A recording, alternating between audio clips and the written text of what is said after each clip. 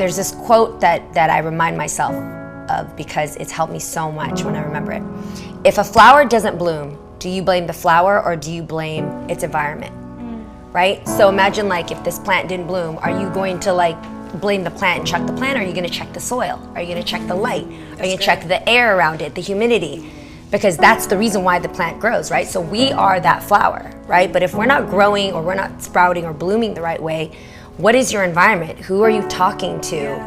What Instagrams are you scrolling? What things are you filled with in your feed? What's your mind constantly talking about?